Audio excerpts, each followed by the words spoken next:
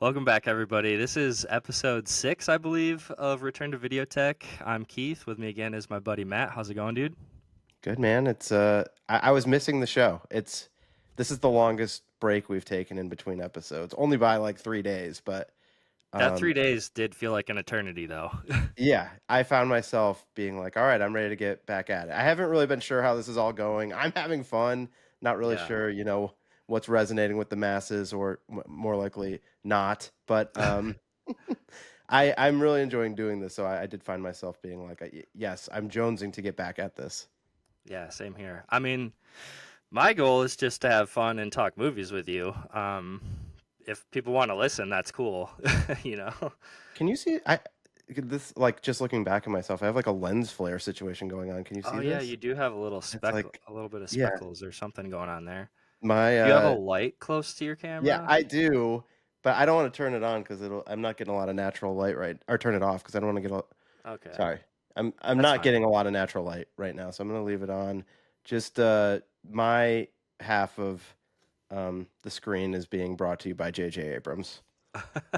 Yeah, I got some nice lens flares there. You don't look terrible. You're fine. Okay, thank you.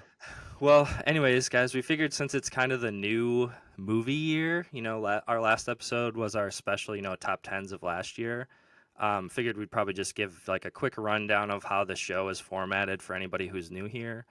So we kind of break it up into segments. The first segment, we talk about a blind buy or something that's like still in the shrink wrap. Matt and I are both big physical media collectors, so we have a lot of And movies that we yeah, have not watched yet.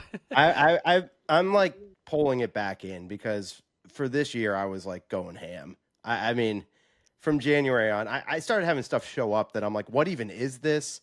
I don't remember ordering it. Yeah. So I'm trying to cool it a little bit, but yes, there's a limitless supply of Yeah. movies that I've owned that are either unopened or I've never watched before. Yeah, yeah. And we talked a little bit before the show. I did a video on 10 random blind buys that I Completely got. normal. Yeah, yeah, completely normal to buy just 10 random movies you've never seen before, but I forced myself to watch all 10 of them though That's because crazy. yeah. I'll give you credit. I mean, you're going at like an insane pace right now Yeah, for the things that yeah. you're bringing into your collection. I'll buy something that's going to sit on the shelf for years. Well, anyway, so that's our blind buy segment. That's the first segment we usually do. Then we follow that up with what we're in the mood for. We each just kind of pick a movie that we're in the mood for. Usually it's like a seasonal thing. Doesn't have to be. But yeah, so we each pick one of those and we do that. And then, Speaking of Keith seasonal, I was thinking to myself, this episode was probably going to drop on St. Patrick's Day, and it's oh like, yeah.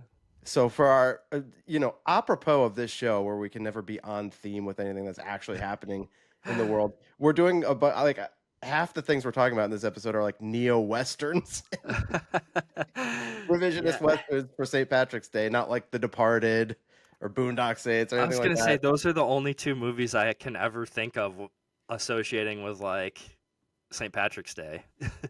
I did, however, come prepared for this episode. I'm going to Oh enjoy hell yeah. a Guinness while we get into this. So Nice. if you want to keep explaining the rest of the show while I pour Okay. this, Nice. I'm gonna have to grab a beer in the break or something then to yeah, check celebrate. out this Ooh, Two pint glass I Hearted. have. I got this. It's a no. That's a dogfish head symbol, but then Oh, it on the kind of looks like a. back it's like a record store day because Oh, that's Dogfish Head sick. did like a record store day beer like years ago, That's called awesome. Bitches Brew, which is like the Miles Davis album, and it was really good. It was a really good beer. I don't think it's in production anymore. It was like a stout, but I got this mug from Ruggers. Actually, Laura, the bartender, I'm pretty sure gave it to me because I was just like, "Oh, I love this," and she was like, "You can just have one." I was like, "Okay, sweet." And unfortunately, she passed away this past year, but she was living in Key West, and Lindsay and I were just down there, and I just stopped into the bar. We stopped in the bar and had a beer that she worked at. I missed her funeral because I was traveling for work, but Mhm. yeah, sort of a. I don't know. There's no conclusion to this story other than I guess Well, I you got a just cool cup. yeah, I forgot, and I guess it's a way to commemorate her. Is Yeah. that I do still have this pint glass. I plan on keeping it indefinitely. Sometimes for like the stickers on pint glasses, you know, like the dishwasher will destroy them. But this Hmm. one has made it through mostly unscathed, and I'm going to try to keep it that way. You gotta Okay, hand but you wash can those. continue explaining the show. All right, where was I? Yeah, so second segment is what we're in the mood for, and Matt is in the mood for a Guinness. That's right. And then we do a segment that we're dubbing Spotlight, where we kind of just dive a little bit deeper into a movie that we both kind of agree on. Matt will read a nice introduction, and then we kind of just give our Yeah, thoughts on the movie. you were asking me what to call them. I guess I would say it's as if I was writing what's on the back of a Criterion. That's a good way to describe it. I like to call it a soliloquy, uh, Yes. something like that. But yeah, so after that, then we wrap it up with a little bit of homework where we just assign each other a movie that, we just want to hear each other's thoughts on. It doesn't necessarily have to be something that the other person hasn't seen, but we kind of prefer it that way because it's more fun that way. Um, This thing is Decent full pour. to the brim. Decent pour for a Guinness. Well, I have a very delicate situation here. Like this mic is not secure. Like if I knock this thing with my elbow, we're gonna have to go into a break because I'm just gonna have to completely reset. Like I'm tight. I need a technician and a producer to come in and set up this room, but since it I hasn't take happened that yet. back, actually. Looking at it now, that's a great pour for a Guinness. They're normally very foamy, aren't they? Yeah, well, they do they're a nitro thing, so it takes a Yeah. minute to settle. But thank you, I'll take it, and I'll just have to keep an eye on trying to not get like a Guinness mustache as we go through this episode. Okay, well, that's kind of the rundown. That's how the show goes. If you're new here, thanks for joining us. So, but actually, I should say before we get into those segments, normally we just kind of talk about what we've been watching, if we've picked up any cool physical releases, or if we've gone to the theater and seen anything cool. Yeah. So Matt, why don't you tell us if you've seen anything cool recently, bought any cool physical releases? Well, I don't know that I saw anything cool recently, but I did have a movie related experience to tell you about, um, which I'm not big on the convention stuff for a series of reasons. I don't love the idea of people just like going and selling like their autograph, like especially people that are like they were like the 13th build person on season 4 of Walking Dead or whatever, and they're able to make a Yeah, career out of going to these cons. I mean, more power to them. I just the whole thing is a little icky to me. But I'm just horrible in those situations. I can't go up to these people and like make small talk. I don't know what to do. You know, like yeah. so they're just like I don't know, not really for me, but I've gone with Zach to this thing called Horror Realm Con that's like south of Pittsburgh the last 2 years. Mhm. Last year, Barbara Crampton was supposed to be there of Reanimator fame, and I think she bailed or wasn't able to go like at the last minute. So it was pretty dead, aka like exactly my speed. Like I loved the scene there last year. There's vendors there like like Severin is there, which we'll talk about on this episode. It comes up because they had a table of like a bunch of their releases, and I was just with Zach, and I'm like, dude, just is there one of their movies that I should get? Because I have a couple of them, and he had mentioned one, but they didn't have any more copies of that one. So I left empty-handed. They have people selling like old movie posters, which is really cool. But the people that were there, Barbara Crampton was there this year.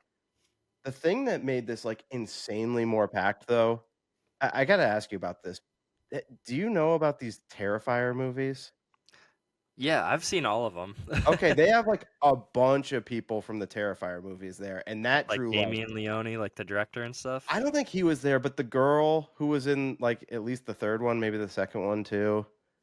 Yeah, I don't know what that actress's name is, but I I know who like you're talking about, I seeing know one. nothing about that film series, but I think some of the people were there last year, but this year there were more of them, and that was like a huge draw. When those people were taking photos with people, they had like their own room, and it was like a huge line.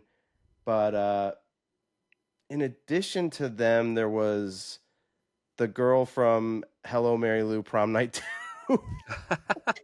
Dude, speaking of, that's one of the VHS tapes that came in that big lot. We'll probably talk about it for a quick second here in a minute, but I got this massive lot of VHS tapes off of Facebook Marketplace, Yeah, and that movie is like in the physical media news right now because I think it's Red Shirt Pictures and Synapse is putting that movie out, and that's like a big one that horror people have been wanting for a long time. And that VHS tape is kind of rare, and that was in that lot that I got. So I was pretty stoked about that. I've that's never awesome. watched it, but Yeah. I actually put it on recently because I hadn't seen it either. And it's considered one of the more enjoyable like horror sequels. And I think mhm, people actually like it better than the original Prom Night. yeah, it's supposed to be a She little was more fun, there. right? What's that? It's supposed to be a little more fun, right? Yeah, I think it's more campy for sure. Yeah. Hmm. Um, and then two of the women from Evil Dead 2 were there. Okay. Their table not getting like a ton of love. The big highlight for me, so of course Zach got his picture with Barbara Crampton, and that was the big highlight. But of all the people that were there doing like pictures and autographs just at a table, the big draw for me was of course the famed male girl from The Last Drive-In, Darcy. Now Zach and I had gone to see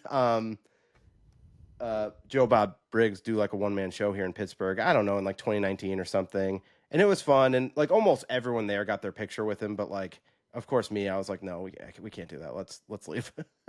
Hmm. But like, he seemed like super cool. And I always was just like, you know what? We should have just got our picture with him. But I don't know. At the time, I was like, nah. Um, and then so Darcy was actually selling like pictures that had been signed by Joe Bob too, and then she would sign it, and I was like, all right, let's get our picture with Darcy. So of course I made Zach do all of the talking. I just handed him like a wad of cash, and then he's like, okay, yeah, we want this picture and this picture. It was so sterile, such a cold Yeah. interaction. You I'm sure didn't. these people like expect, like, they get all these people that are like, hey, I'm such a big fan, I love The Last Drive-In, like, I'm so glad it's been brought back to Shutter. But like, she's just like, who do I make this autograph out to? And I'm just like, Matt, thank you. Is Zach a big fan of them? Yeah, he was the one that got me into The Last Drive-In originally Oh, because I okay. didn't even really had never watched it, and then we went to that live Joe Bob show, and then I started just running through it on Shutter. The last few years, I get Shutter like every Halloween season and watch a bunch of them, and I just, Yeah. it's a throwback to a time that the way that they even do the show with a host and wrapping around, and he's just doing these long segments like talking about the movies and making jokes. It's something that you just don't even feel like exists anymore. So the fact that they've like brought it back and it's on Shutter, Yeah. it's really fun. So that was cool, and I now have that um, picture signed by both of them that I will one day frame and put in my bar that I will one day have. So that's the That's plan. cool. But it was I've never done a I've never done a con like that. I've gone to like a video game convention, but I've never yeah. gone to like a horror movie or even just like a movie convention. So that's cool. I'd like to do something like that someday. Yeah, left to my own devices, I really can't imagine myself doing it. But with Zach kind of being like, "Hey, I'm going. You should go too, so that you can drive me." Hmm. It's kind of opened up that world to me a little bit. Now, last year they did a Women of Horror panel that we went to, and I enjoyed. The girl from Frankenhooker was on it. Oh, nice. Um, the mom from ET, whose name is escaping me right now, and then another actress who I didn't really know her work at all, but she is briefly in Paul Schrader's Cat People. I think that's the only thing I knew her from.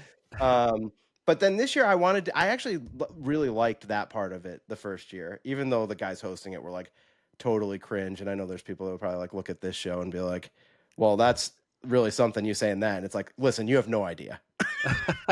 You have no idea how cringe it can be. But we tried to go to this year's Women in Horror panel, and like the line was like out the door. We got in, but we were like the first people that couldn't get seats, and I was just like, I don't really feel like standing. Let's just go. So it was minus the picture with Darcy. I almost walked out of this with like nothing. But luckily, I got the signed picture this year. Last year, there was a T-shirt vendor who had some pretty cool T-shirts. They were back this year, but I wanted to buy they had a Siskel and Ebert T-shirt that was just like their faces, and I wanted to buy that, but they didn't have it in my size, so it was a botched opportunity. So at least this year I've upgraded to walking out the door with something. Um, That's cool. so there was that, and then I just wanted to briefly like hit on the Oscars, which I thought was totally fine this year and a good experience. It just brings out vitriol in people because I do feel like people were not into the fact that Honora won, which Yeah. I had it as my number one. Look, I'm just gonna say to people, it's okay. All right, I think the biggest backlash was the Demi Moore stuff. I think people really wanted her to win, Yeah. and they're like, "This is BS. The young woman wins." But it's just like, look, it's great that Demi Moore got back out there. I mean, Jamie Lee Curtis has all of a sudden been in like a million movies since her little comeback. Mhm. So I do feel like these things spark something again, and I think that there will be other opportunities, and everyone could just take a breath. It's okay. Like, there's a Yeah. ton of years where my favorite movie doesn't win, or maybe doesn't even get nominated, and like it doesn't change anything. It's Yeah.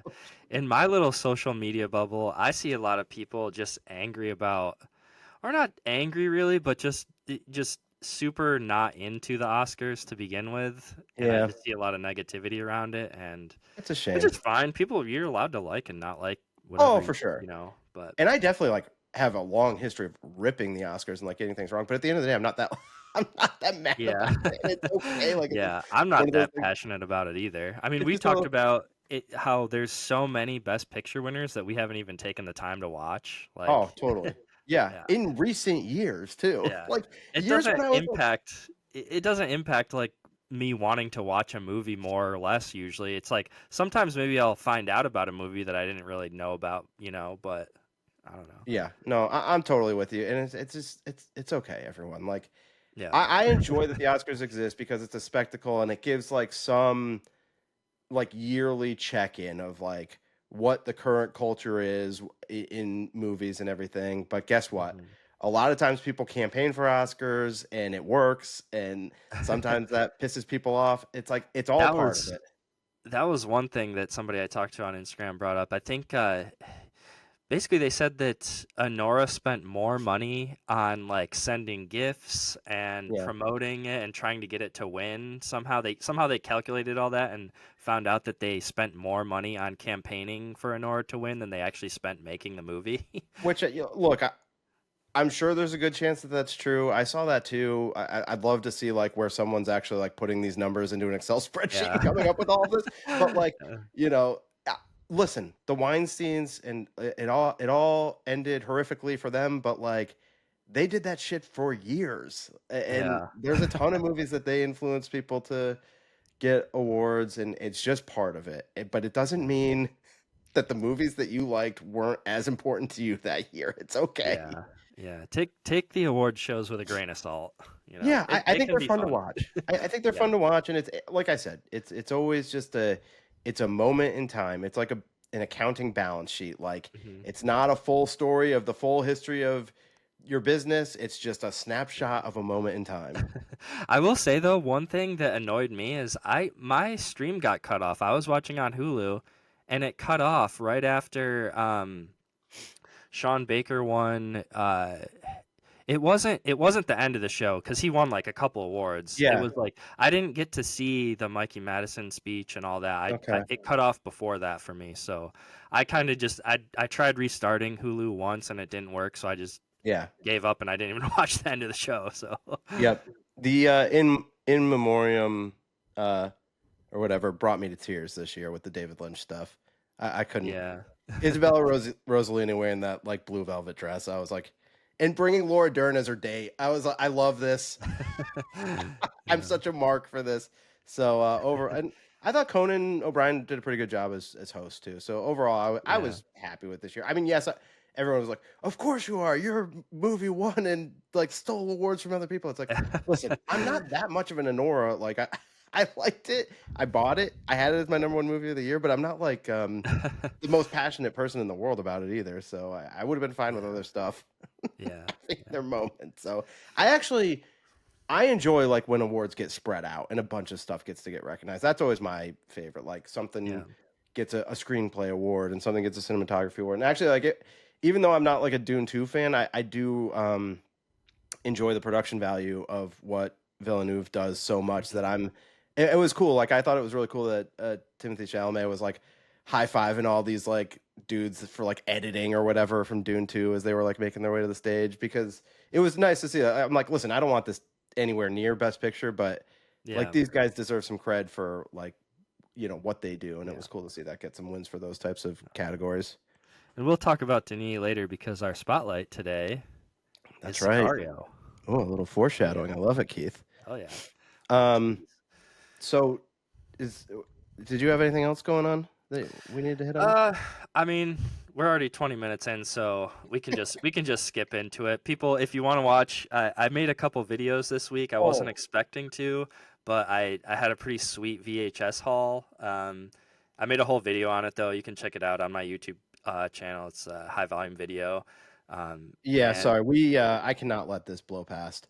I for video for the 10 Severin blind buys that you had. okay, yeah, that's the other I video.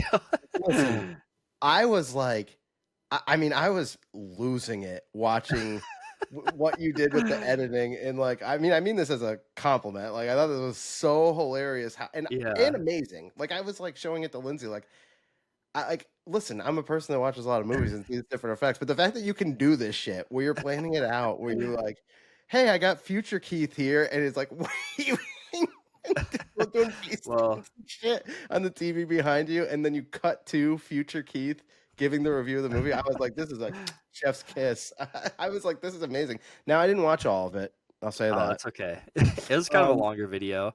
yeah, mostly Um, just because it was just a time situation. But I was like enthralled by the graphics of this. Yeah, I like doing stuff like that. It's fun. To peel back the curtain a little bit, it's not actually that hard to do that stuff. I'm sure If you I know couldn't do about it though. video editing, it's not actually that impressive, but I had fun doing it. So Yeah, that yeah, check that video out too if you got the time. but listen, it does involve a certain amount of like planning. I mean, you're Yeah, having to like set this up and like I did have to think about it. I was like, well, I'm gonna have to just stare at the screen for a few seconds and yes. pretend like I'm looking at something and talking to myself. So See, I would have forgot about that part. Like I wouldn't have planned to yeah. have like the part where I'm just giving a blank stare. Well, I forgot that I was gonna have to do that on the other end too, where I just kind of stare at the camera for like 30 seconds before I start talking on the other side of it. So that's why some of the editing was weird. Like I just had like a picture up for, some of it. And then also I didn't even get that. It took me like 2 weeks to make that video. And I didn't even get the idea for like, I don't know how far into the video you got, but in the latter half of the future reviews, I'm Uh-huh. like sitting in front of the projector screen and like the No, the movie's playing behind me.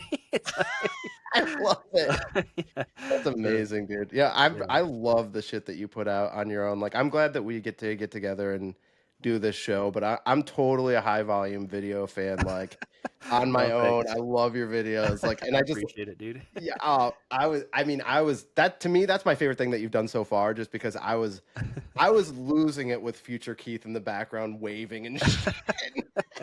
Did you see the Forrest Gump? I put a little Forrest Gump Yeah. face over mine because I waved like an idiot for like 10 seconds. Me and Chris just do that to each other sometimes. Like she'll be in the kitchen and I'll be in the living room and we just wave like Forrest Gump at each other like that. I love it.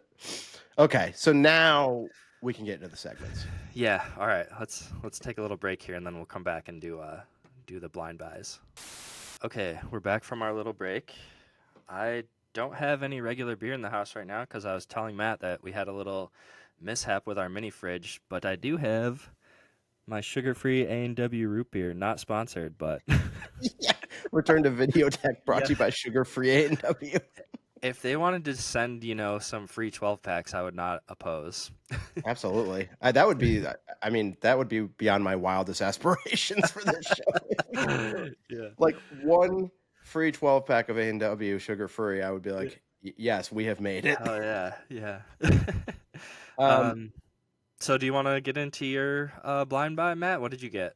I sure do. And I got a unique one for you this week because it's um, not only a blind buy still in shrink wrap, It's a blind buy that is still in shrink wrap.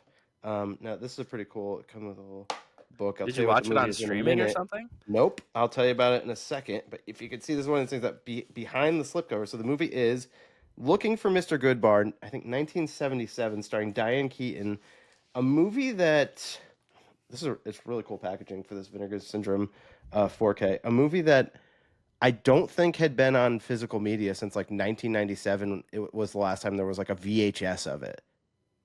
Yeah, I And think that was a big release for them. I remember a lot of yeah, people talking about it on YouTube at it least. was on my radar because Zach, of course, told me about it a while ago. Not that it was being released by Vinegar Syndrome, but that just he was just telling me about the movie that it was unavailable, and he had found a VHS of it or something, Oh, you know. nice. So when I saw it, I was like, "Oh hell yeah, I got to get this!" And but I did not have to take it out of the packaging because they had a problem with the 4K disc, and they had to send like an extra Oh, disc. So I have okay. just like this in a Oh, little nice. in a little one of these packages. So I will open it at some point, but it was not necessary to. And of course, written for the screen and directed by Richard Brooks, whoever that is. But the packaging for this is like really cool. I love the Vinegar Syndrome logo. Yeah. Dude, And my it came with blind buy, my blind buy this week is also a Vinegar Syndrome title. like a whole little book. Diane Keaton. The cast for this is like kind of insane. Um, Diane Keaton, of course, in the lead, but her sister is played by Tuesday Weld, just an all-time beauty. If you don't know her, she's the woman from she's the love interest in Thief with James Caan. Okay. She's in other things too. Famously, the album cover of Matthew Sweet's girlfriend is a picture of Tuesday Weld, and then Richard Gere in an early role. I was almost like, and sorry, I've been sick, so I'm a little sniffly still, but Richard Gere in an early role, just playing the type of role that you'd expect him to play in the 70s, where he's kind of a badass, kind of a punk, like uh, just a sex bomb type dude hanging out, just pulling ladies all the time from a bar. Uh, and I wanted to. We plan to do something Richard Gere themed over the summer. I'll tease that right now. And I was when I realized he was in this, I was like, oh, I should have saved this for then, but it's okay. I couldn't help myself. But on the side, in other physical media news, Keith, I was Lindsay and I were just out at a book record store on Friday night, and I found an awesome Richard Gere record, the American Gigolo Oh, soundtrack nice. on vinyl. Hell How yeah. about that? So it's really Hell been a yeah. big Richard Gere weekend for me, as Nice. they usually are. But this was looking for Mr. Goodbar. I, let me just tell you, really love this movie. Um, it's sort of this woman exploring her sexuality. Like she starts off in college, kind of dating an older man, and that goes. I think it's maybe her professor, and it goes the way that those stories usually go. And then she kind of becomes a little bit more independent. She's like living on her own in the city, and has all these exploits, dating different men, and it's like a super interesting movie. The villain from Ghostbusters 1, Dickless or whatever. Uh, the guy from the Environmental Protection Agency or whatever, he's in it. Tom Berenger is in it. There's like quite a few recognizable faces in it, and I enjoyed it quite a bit. But I will tell you this: the end gets really dark in a way that I was like not expecting. I was not ready for it, and I know Vinegar Syndrome just it has a little bit of a history of doing exploitation, trashy movies, things like that. But this mostly seemed like a 70s slice of life weird movie. There's definitely like a weirdness to it, but it takes a whole other leap into darkness for the final act, or really like the final scenes, and you're like, whoa, okay. And I think I need a little minute to collect myself. Lindsay came down to the kind of the horror elements of the end, and she was like, wow, this movie seems intense. And I was like, it was not like this for like the 80 minutes preceding this. So you know, I don't know if that's a little bit of a spoiler because it does take quite a leap, but you'll have to watch this at some point. You've never seen this, right?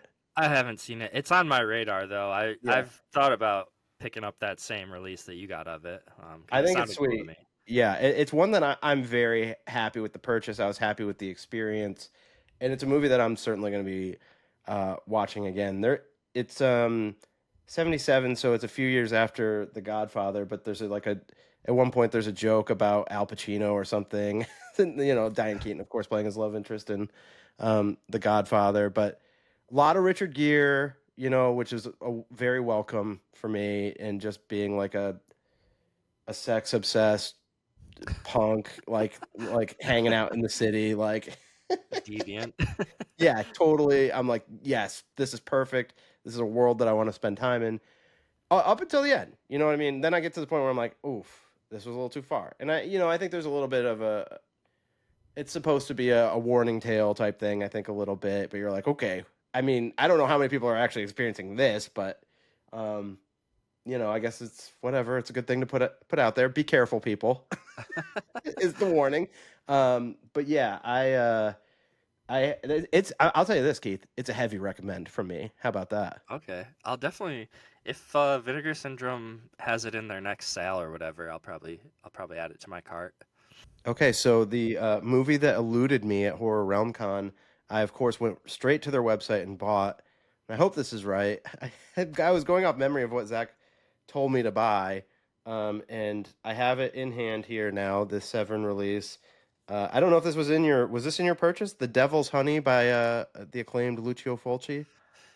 It's not, but that's another one on my radar. I've been watching a lot of Lucio Fulci movies actually. I just watched The Beyond, and I started Yes. watching The House by the Cemetery this morning too, actually. Yes, as you'll note on the back, uh, Horror Society called it, quote, a sleazy masterpiece, which is right up my alley. And there's a picture of a dog. Sold. I'm like, what is this, baby girl? All right, come on. And yes, and just to show, it is clearly still in shrink wrap and looks like a very enticing Looks pretty watch. sleazy. Yeah, I would say so. I didn't get the full pic. Just got smoking a cig. So yes, we look forward to that in my next edition of Blind Buy / Still in Shrink Wrap. Okay. Uh, so this week my blind buy was a trauma film from 1988, Rabid Grannies. I think I told you Yes, when we were recording the last episode that I picked this up, kind of it's on the great. recommendation of one of my new buddies that I talked to, who's also a YouTuber. His name's on YouTube is Sheeny Jingle, I think. I love But it. he's I a love big the cover art. yeah, dude. Yeah, it's so good. Yeah, this is another Vinegar Syndrome title, and this is their artwork. It's not the original. Gotcha. I wish Yeah, my thing would focus. The there it is. original looks a little different. I'm not gonna show it, Yeah. but Okay. anyway, so this Tell is me just a about it. really fun, goofy, kind of like splatter film, I guess you would say, maybe a little bit. You follow these two. It's basically about these two old ladies are celebrating their birthday, and they have all their nieces and nephews and their kids over, and they do it every year. And the two old ladies are kind of wealthy, and all the people, like all their nieces and nephews, are kind of shitty, and they're all they're all just kind of after their money. So it's Of kind of course. the setup kind of reminded me of Your Next a little bit, where it's just like this family, you're at this dinner, and they're all just kind of squabbling with each other a little bit, All right. and then they get this they receive a package from a family member who was not invited to the birthday party, and this you find out that dude was like he's another one of the cousins, and he's like into the occult or something. He's like a devil worshiper, and Okay. basically it's this weird wooden box. They open it, and then the two grannies become possessed and turn into these they just turn into these like weird Evil Dead style like Yes. demons kind of. And the Okay. whole rest of the movie they just go around, there's awesome practical effects and just really gross stuff, and they just go around killing their family members and like eating them. Yes, So this does sound pretty enticing.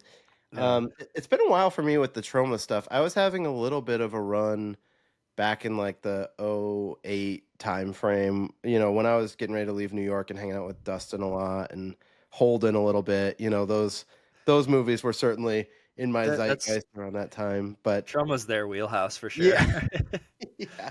Which, by I'm the way, starting to get into Dustin, them more too now, so I'm digging Dustin it. was weighing in on this whole cannibal Holocaust thing too. Did I bring that up? Because he has his own opinion about how this went down. He's actually a little like Team Brittany on this a Okay, little so bit. he thinks we did all watch Cannibal Holocaust together. Yeah, I think he's of the belief that we at least had it on. Like I think that we're now coming to the center on what the reality of the story is. That it was at least on and playing, and we may have all collectively watched some parts of it. Okay. But I did, yes, I am like starting to think that we won't do things where we call out our errors from the previous episode because now it's becoming like the thing. Everybody Yeah. like wants to weigh in on what we do bad. Yeah, don't invite that bad juju into the show. Yeah. So I think on the last episode I said about Strange Darling presented in 33 millimeter instead of 35, and I was like, oh, the horror. And then I was just like, you know what? That's not who I am. If it was Keith, I'd be like, oh, Keith, you need to know this stuff. But like, it's not my area of expertise. Okay. Well, Um. real quick before we move on, I wrote Yeah. down just a couple funny things that I watched some of the special features because we didn't have a lot to talk about with the a movie called Rabid Grannies. I thought it'd be fun to watch some of the special features and bring you a couple fun facts. So on the Vinegar Syndrome Blu-ray, there's an interview with Lloyd Kaufman, who I think Okay. he's like the president of Yeah. Trauma, right? I think. Right. Or the main guy. Yeah. So he in this interview he had this really fun story where apparently the MPAA made them cut like a bunch of gore and stuff, so in order for them to get an R rating so that they could play it in theaters. And I don't think it played in that many theaters anyways, but so apparently they cut all that stuff, sent it in for review again, got the R rating, Yeah. and then after they got the R rating they put the stuff back in. I have heard So of that happening before. Not with this movie, but I've heard of yeah. other accounts of that. So if you saw this movie in theaters back then, in '88, whenever it came out, you actually did get to see the uncut version. And he said in that interview that they did that with a lot of their stuff, Yeah. and they only got caught once though, and that movie was It just shows you I how can't I didn't write lazy down. like human beings are, that like because the people that actually had a problem with this, right? Like they're not doing any validation that this isn't making it into Oh the movie. oh Like, yeah, they're not sending people to the theater, yeah. yeah, yeah. Yeah, but I just thought that was hilarious. And then just one other fun fact about the movie: the distributor wanted them to change the name because it came out the same year that Cronenberg's Rabid came out. Oh wow. Yeah, just How because of having the same word. But obviously they didn't. huge year for rabies, by the way, Yeah. Keith. Yeah. Although I guess like a little like rabies with a twist, a satanic curse. Yeah. Yeah. Well, I had a lot of fun with this movie though. I wouldn't say it's like a high recommend for everybody, but if you're into the trauma style stuff, I had a lot of fun with it. Yeah. It sounds like something my mom would be into. Oh yeah, dude, she would love it. So I actually didn't grab. Hold on one second. I'll grab the one that I was gonna. Actually, you know what? This will be fun. Hold on one second. Okay. All right. This sounds like maybe a little less prep went into this pick, or maybe some prep, but now Keith is making a change on the fly as All he. right, so I'm gonna because I can't decide which one I want to watch. I'm gonna let you pick for me. All right. Oh, This, okay. this is I kind of love like it. homework, but not really. So Yeah. I picked both of these up semi recently. Hold on. I'm getting a glare. Is it Peeping Tom in Possession? Yeah, Peeping Tom in Possession, and I really want to watch both of them. And I've heard they're both cool and would Okay. probably be fun to talk about on the show. So you I've pick. never seen Peeping Tom, so why don't you do Possession because I've actually seen it, and Okay. we so rarely are on the same Okay. page as to what we've seen for the Okay. show. But we actually had people over at my house yesterday, and Lindsay came upstairs from our basement where I have a bunch of movies, and she's like, "Why do you have a Poseidon movie with a woman's like breasts like showing or whatever?" And I'm like, "You mean Possession?" And she's like, I she guess looks like it a does kind statue of or look like something that. too. It's Yeah. like, yeah, I don't It know. looks more like Medusa to me with like snake's Right, hair or yeah, something. yeah. But yeah, ooh, there's So some boobies on there. well, yeah, I mean, it's like a statue or something, you know what I mean? It's not Yeah. like a graphic Yeah, at least in my opinion, I didn't think it was. But I've now hidden that movie further down in the pile, so it's not like prominently on display for anyone who like ventures into our basement. Is this the same one that you have, or do you have like a different release of it? No, I have a different one, but it is a similar picture. Just mine's maybe like a little bit more graphic than that. Oh, okay. I'll bring my copy up when you talk about it next week Okay. or next episode. I'll have to remember to do that, but if not, we'll do that thing where I'll say, "Oh, hold on, pause it so I can run." Yeah. Hold on. Play the play the TV fuzz real quick. Yeah. I'm Okay. excited though because I heard what's her name? Lily Rose Depp like kind of emulates the girl in this in Nosferatu. Like Okay. that was like a reference for her, I guess. Uh, I don't uh, know. and I heard influence. that. Yeah. Yeah. Yeah. I don't know. I mean, I can't tell you that I could immediately like place that and be like, oh yes, she was clearly capturing the performance of the woman from Possession. Yeah. I've only seen Possession once. Now it will jump out to you. It is like Okay. it's I a watched a trailer, but I don't it's know a much about it. well, I'll tell you this. I can't explain it to you. Okay. Yeah. You're not going to get done with it and be able to explain it to me. It's one of those Okay. you're like, okay. All right. Yeah, it's pretty wild. I mean, it's one of those movies that it first came on my radar as like a letterbox movie. It was one of those movies where during a time period, almost like everyone's profiles that I was looking at, it was popping up in their top four. Like, I don't Mhm. know, it was having like a moment on Letterbox a couple of years ago. Okay. So and people rate it very highly on there, and I liked it too. I think I was probably giving it like 4 stars. Oh, notice from me, by the way, this episode, a little bit less of me saying my star ratings. Lindsay was like, really, she's like, enough with the star ratings, Matt. Like, you're going Yeah, I too don't hard think on it." people care. The only thing yeah, no, definitely not. But for me, it's like a differentiator because I'm either like, Yeah. I love this movie or I hate this movie, but it helps for me to say like, I'm not quite 5, I'm 4.5 or Yeah. whatever. So I am gonna try to cool it though. The people have spoken. They don't want to hear this shit, so I'm not I gonna do bring it enjoy up. like ranking and stuff though. Like I had fun making our top tens and like seeing where they landed and stuff. Yeah. Like I think Possession is a good example of if you were like, what did you think of it the first time? I was like, I gave it 4 stars. Doesn't that give you a pretty good feel of like Yeah. where I was feeling about it? Yeah, that's okay. We can So still give stars if we want. it's gonna come up sometimes, just Yeah. less. It's not every movie. Okay. All right. Let's move on to our in the moods. It's that time again. Matt, what were you in the mood for this episode? Okay, so on theme with our St. Patrick's Day episode, I'm doing a movie that I was also stoked about to win Best Picture in the year 2007. I'm of course talking about the Criterion release of the 4K for the Coen Brothers neo-western No Country for Old Men, which is certainly a movie. It's a 5-star movie for me. There, I'm putting it out there. It's just an incredible movie, I think, that we could certainly spotlight someday. But the reason I'm in the mood for it was because my mom got me this for Christmas, and she, What a gift. I think, wait, I gotta get that. I gotta remember we do Secret Santa, and it's like, I don't think it was her, but she commented on it. Correction. Yeah, let me. Yeah, but they get it. We all switch who has who every year, so it's always hard to remember. But I don't think she had me, but she did comment on me hitting this, and she said that she wanted to watch it with me.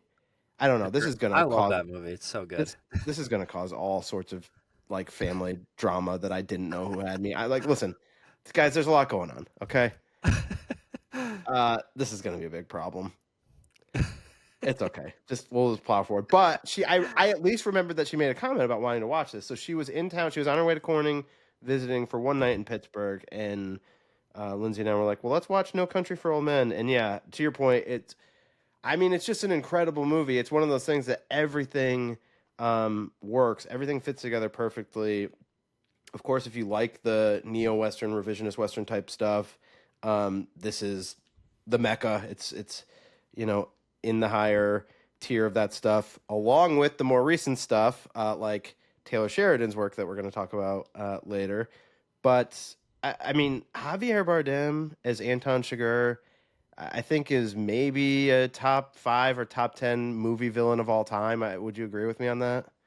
Oh yeah, dude, he's so menacing and like I love he's such a unique villain, I feel like. Like the Yeah. weapon of choice being that cattle prod thing, like Well, he has that's like 2. crazy. He has 2 that are unique. It's the like yeah, the cattle prod thing with like an air tank that he's carrying around. Uh-huh. And then the other he has like a shotgun with a silencer on it. That's his other Oh one. yeah, that too. Yeah, yeah. I don't know if that exists in real Yeah.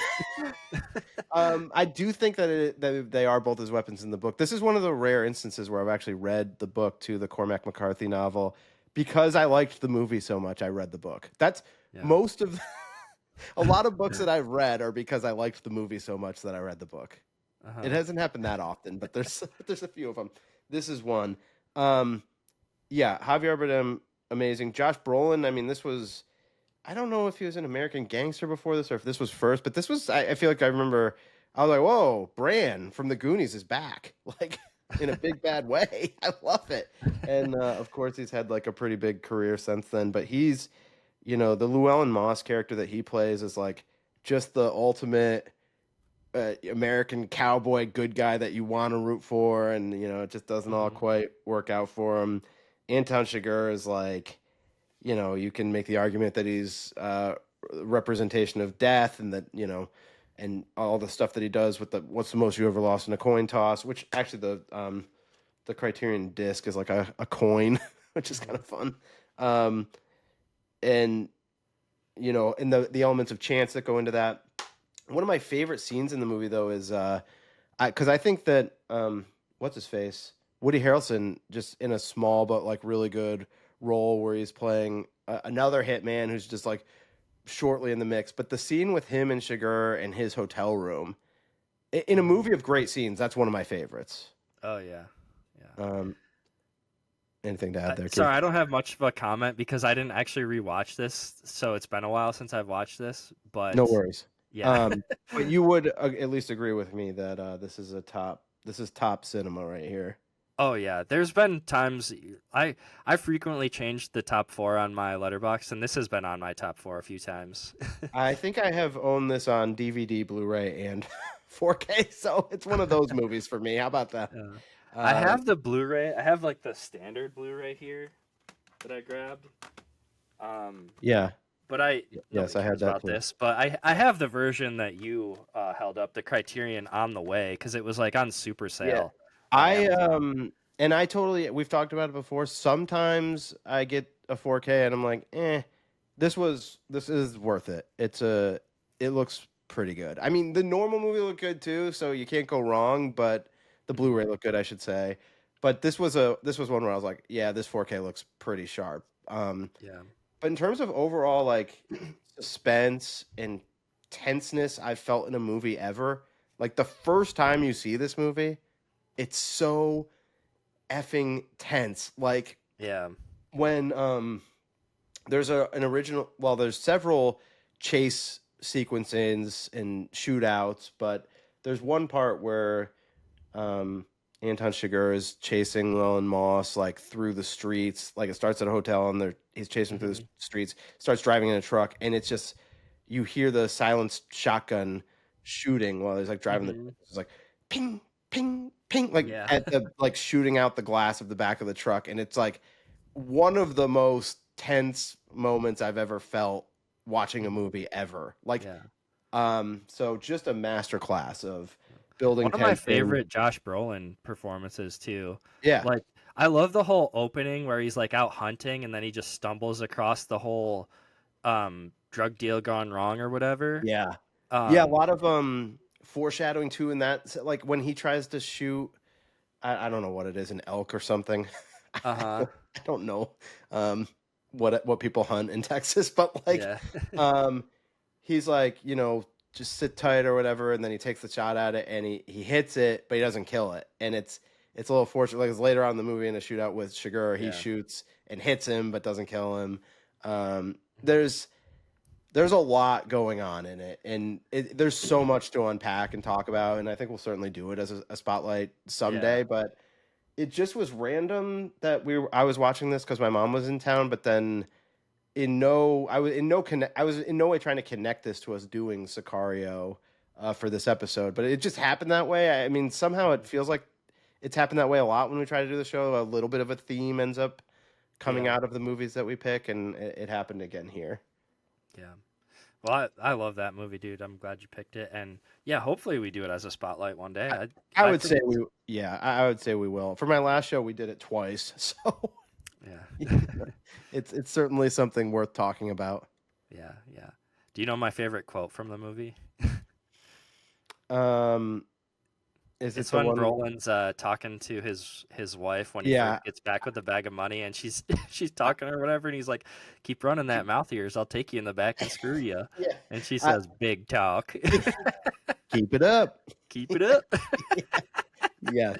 Uh, Actually, I think we did watch this in one of my trips to Madison too. I mean, we're both yeah, already seeing it before, but now I'm remembering us watching that part, and I kind of feel like Burton kept rewinding it during that yeah. I think scene. everybody in that house was quoting that for like a couple weeks straight after we watched that.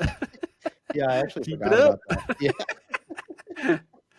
Yeah. Okay, well, that's No Country for Old Men. Okay. So, my in the mood. I don't really have a reason why I was in the mood for this. I just was. That's I picked enough. I picked Jason X. Um, I yes, guess Jason. Yeah, so this was a rental for me at one point. I'm actually trying to remember what year did this come out? Like 99 or something? 2001 actually. I was 2001. Okay. I thought it was 90s after watching it. Yeah, I it was does like have a this has 90s to be some cheesy 90s, but 90s no. look and feel. Yeah. This I already got the whole thing screwed up about who got what Christmas presents out of my family. So I don't want to mess up a second thing for my life. But it's possible, Keith, that I rented Jason X from VideoTech in my return to New York, in that brief window of time where VideoTech was still open when I lived in New York the second time. I definitely rented Jason X, and it was around that time period. So I'm just saying there's a chance. Now don't Yeah. quote me. I don't want people to go into the records and be like, I don't want those Anora people.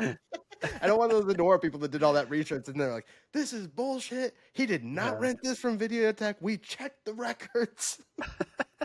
But I rented it with something else, like something totally, I don't know, something totally like different vibe, like a real like serious movie or something. So it was just a weird double feature. But of course, I think the thing that everyone remembers from Jason X is the freeze kill. Oh yeah, yeah. I posted it on Instagram and somebody commented immediately like, "Yeah, that's my favorite kill." Yeah. I love this movie though for like how cheesy it is. I also I also recorded a video and posted it of the it's not really a kill because the people that get killed are not real. It's like the simulation thing.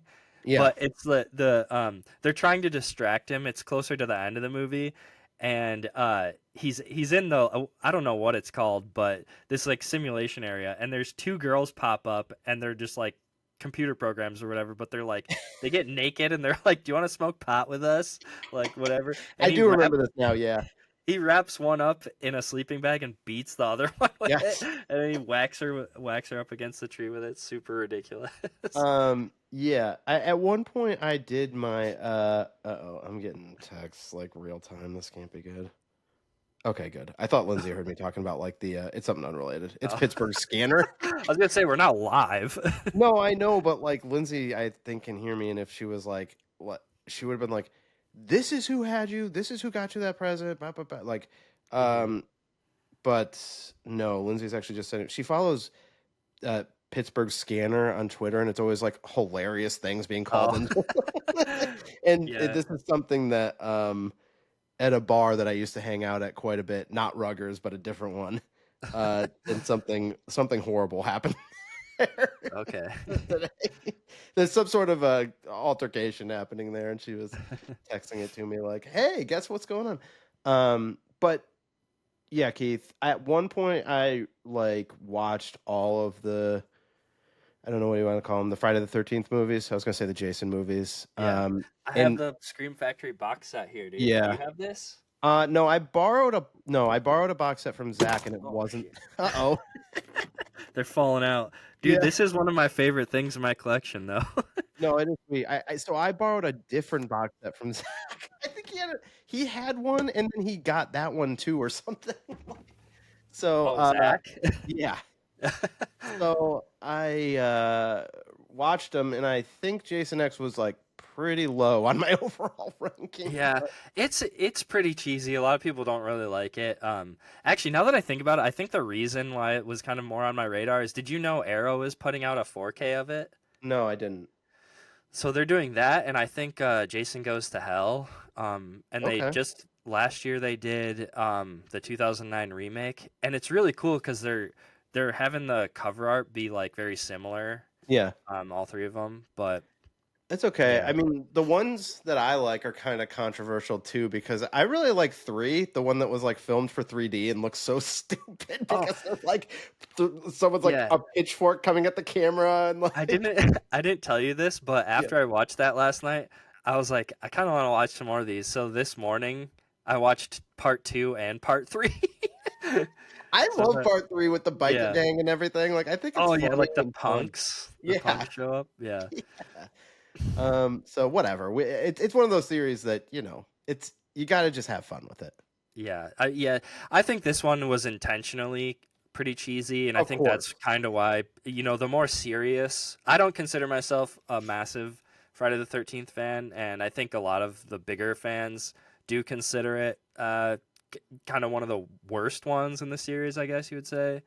Um, but I love it because of how goofy it is. There's like all the girls in it are like super horny. There's like there's like terrible dialogue. Yeah. Dude, The one of my 90s. favorite kills I wrote down real quick. Yeah, please. The dude from the dude who gets kicked in the hole in 300. Oh yeah. He's in this movie. Wow. Okay. He's in this movie, and the way he gets killed, well, he doesn't actually get killed because they have this like regenerative thing. So he, Yeah. he kind of gets killed. It's like a fake out kill, but he gets like stabbed through a wall. He's like up against a wall, and Jason stabs him through the wall, and he just says, "It's gonna take more than a poke in the ribs to put this old dog down." And then he just gets shanked again immediately, and then he just says, "Yeah, that ought to do it," and then he dies. Credits include the guy who got kicked in the hole in 300. Yeah, I wrote his name down. Peter Mensah. Yeah. Yeah, not a household name for me. No, I think he was in Gladiator as well, actually, but not like a leading role. Yeah. And Okay. the last fun fact about Jason X that I wrote down, Please. David Cronenberg has a cameo in the beginning. Did you know that? I did know this. I Yeah. did know this. He's I like think the he also dude who has gets. I think he also has one in like Reanimator or something. I feel like he pops up Oh, in another maybe. movie. I can't remember what it is, but I feel like there's another horror movie that he. I think he plays the bad guy in Nightbreed or something. He has Oh, a role okay. in Nightbreed. Yeah. I could be wrong about that. But that is very cool. correct. Yeah, no, I'm with you. And the 90s, I know this is 2001, but whatever. It might as well be the same era. But there was a nice run of like that. They still did 70s and 80s camp like pretty well. Like there was Yeah. you want to know what changed it? The Texas Chainsaw Massacre remake. Because then everything was like, all Yeah. right, it's got to be grit. It's got to be Gotta be grit. gritty, gotta be Yeah. serious. We Yeah. gotta be able to put this Mortal Coil Yeah. Song of the Siren as the song in the trailer. So it's Yeah. got to have like a serious vibe. And after that, it was just like, all right, we are in dead serious horror Yeah. movies. This And had to be like the very tip of the iceberg of how far they could push stuff. yeah, Because he's literally in space, like he gets his face totally blown off, yeah, and then he gets like regenerated, and then he comes back as like Super Jason. Like, right. do you remember what he looks like when he comes back? He's got like the metal mask, and half of his body is like metal. Yeah, He's it was like the Super Shredder. Terminator. Yeah. Yes. Yeah. And that was after that, they were like, no more of this shit. We got to start making serious Yeah. horror movies. Yeah. Because yeah, but then we did go on like quite a run of like, they started doing like the like Japanese influence stuff and like Oh, dude. like all these horror movies started being like very like when you and me were in high school, it was mostly serious horror movies. Yeah, The Ring. I just mean, got this for 50% off. Yeah, I remember that run like my junior and senior year of high school, and it was like, yeah, The Ring 2, The Grudge, like all the Mhm. movies that we were going to see in the theater were like super serious horror movies. Yeah, yeah. Everything was actually trying to be scary for Yeah, sure. they were like, although we did get Freddy versus Jason somewhere in that run too. Yeah, that one is the next one in that box set. I think it came out like 2 or 3 years later. I think it was like 2003. Yeah. Oh, so that was the last gasp Yeah, of like doing like campy yeah, horror, and hopefully there's a place for it again. I don't yeah, think that anybody's really making much of it these days. I don't know. yeah. I don't know. I'm sure there's some low budget stuff out there It's that's not on my probably pretty radar at fun, but least. Um, yeah, but yes, I don't know. Maybe at some point we'll do a special Friday the 13th like themed episode. yeah. That But would be fun. yeah, I enjoyed rewatching 2 and 3, like you said. Even the older ones that are a little bit more serious yeah. are still pretty campy and fun. Yeah. Oh, for sure, for sure. And I will say, there's definitely something about being old that makes me look back and miss the times of, yeah, I liked being with my friends and going to bars and hanging out and stuff, but I loved like that, like after when you would all go back to somebody's house and watch a movie like Jason X, at like the end Oh of the night, yeah. you're just like eating like pizza or chicken nuggets or something and Yeah. like watching like a Jason X. It was like always the best way to end like a night out.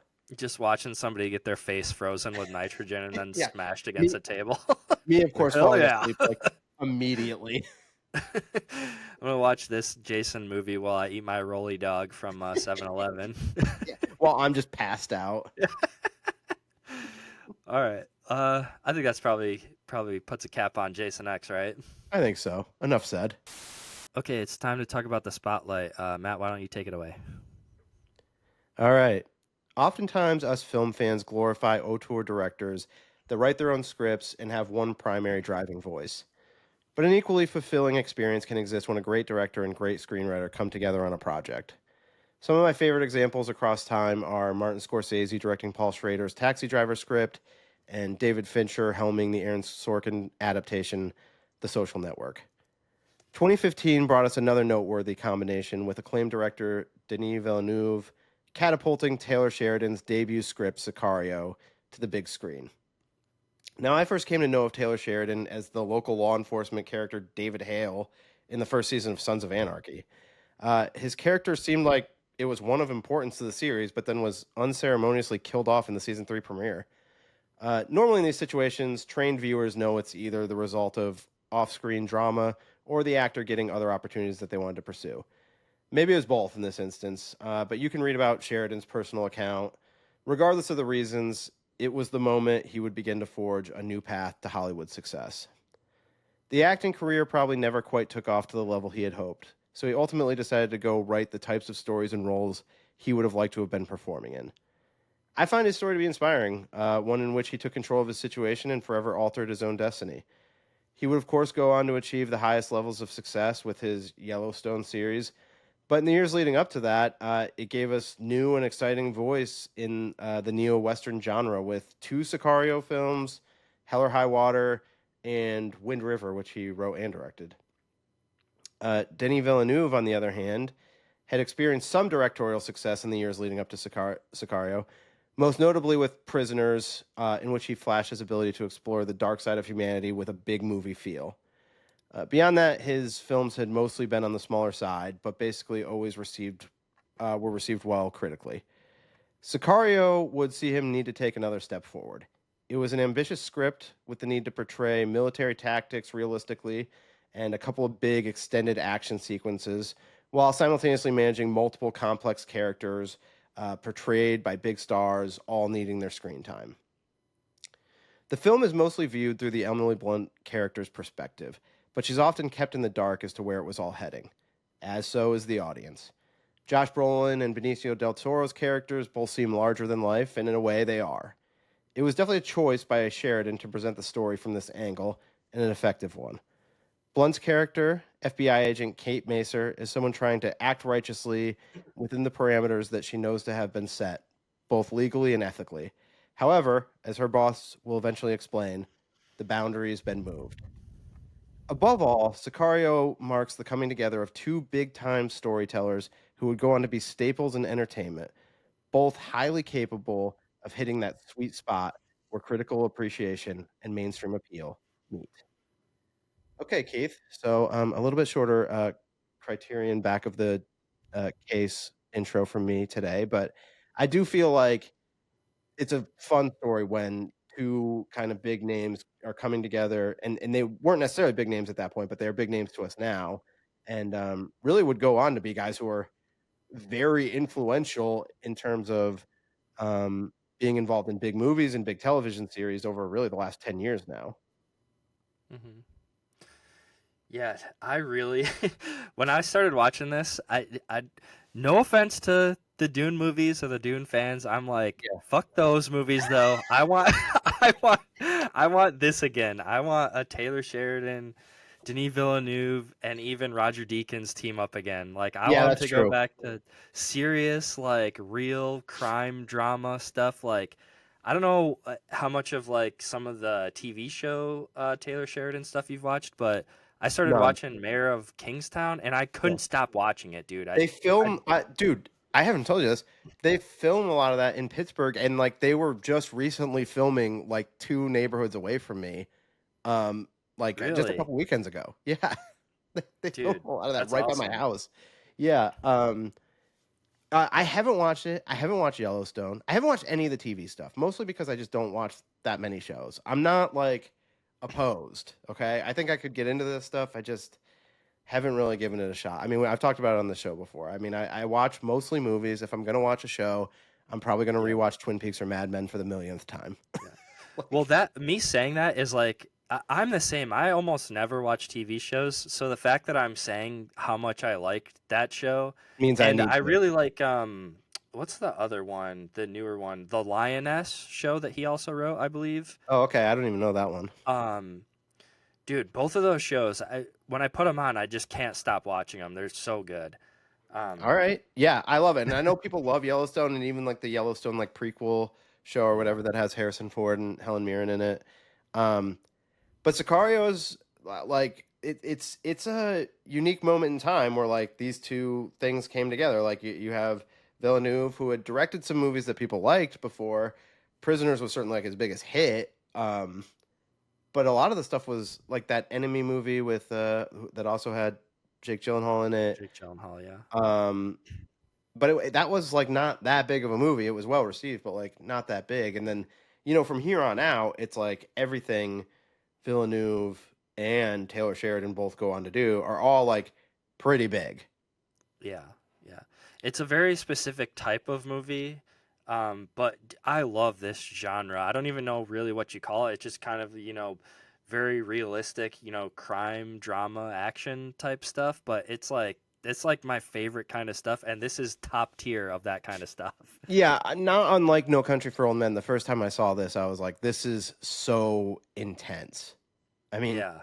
there's such a realism to the violence that it's like hard to watch at times. Mhm. It's scary.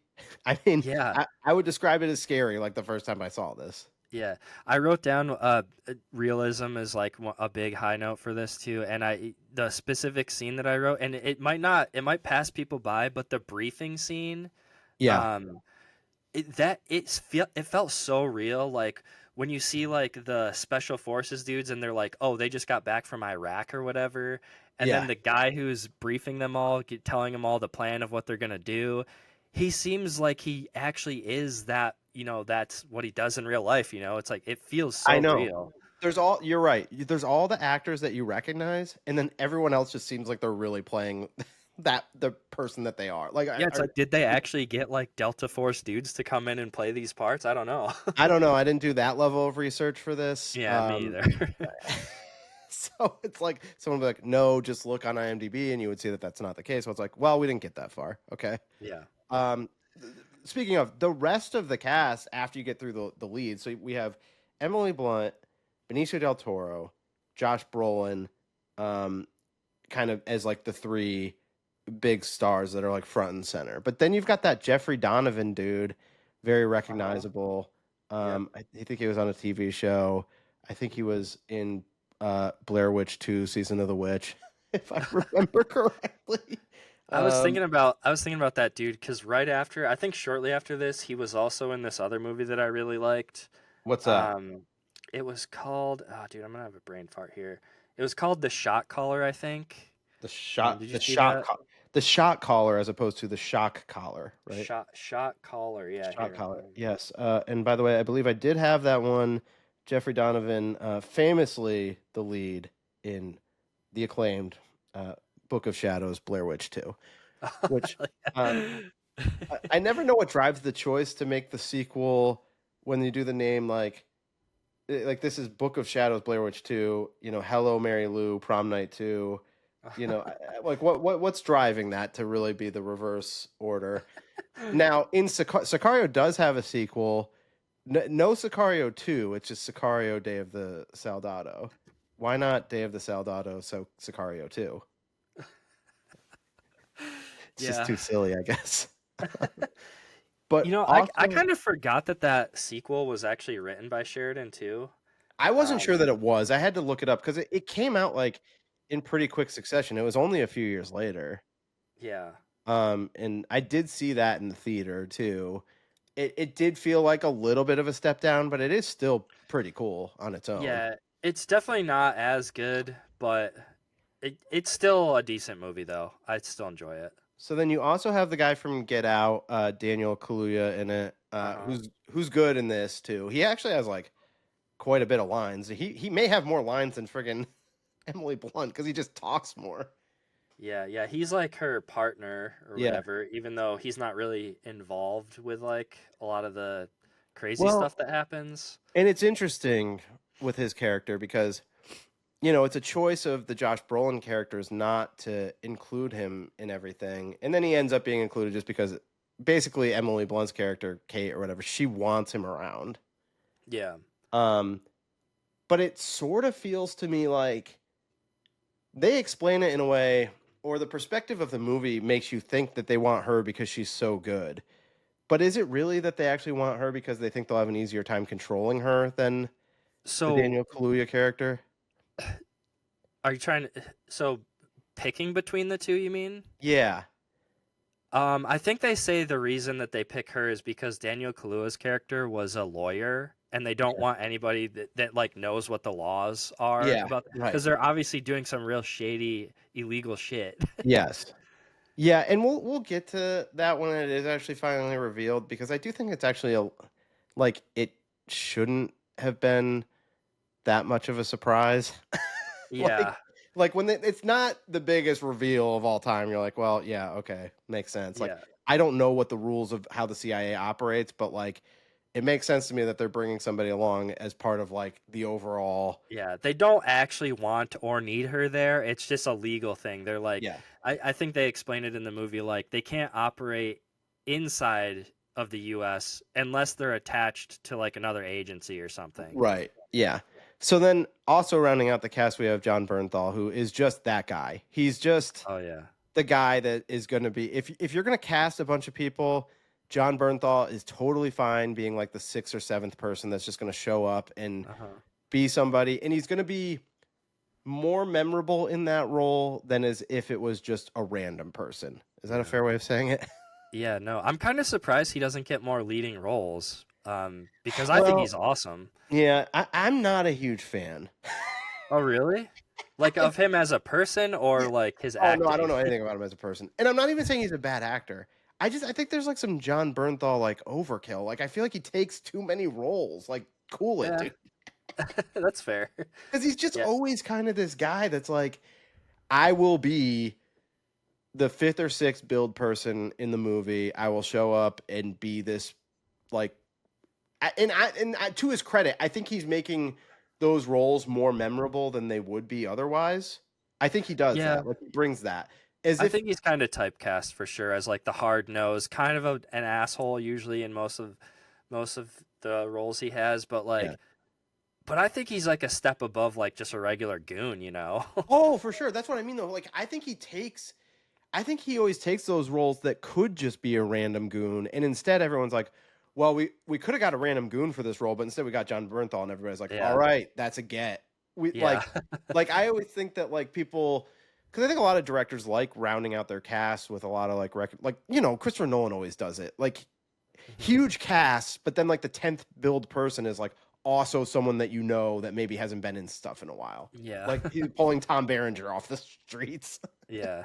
um, but I think so. I think a lot of directors are like, oh wow, well we got all these people plus Bernthal. Yeah. I I kind of feel like he's always those roles. Don't you think? Yeah, I mean, he had a really small role in Wolf of Wall Street too, I remember. That was pretty Yeah, cool. there was that Tank movie with Brad Pitt and Shia LaBeouf. Fury. Yeah, Yeah. I I like never that saw movie. that. But yeah, I he was liked it. one of the guys in oh gosh, I can't remember the name of it now. It was like the women heist movie. I don't know. Yeah, like Widows or something. I think it was called Oh, Widows. yeah.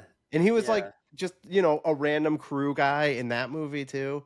He's just Uh-huh. always that person. Uh-huh. So, yeah, it's not that it's not that I don't. I think I've been harsh in the past. And I'm like, I said I don't like him. It's more just like I'm just like enough. You're always this guy.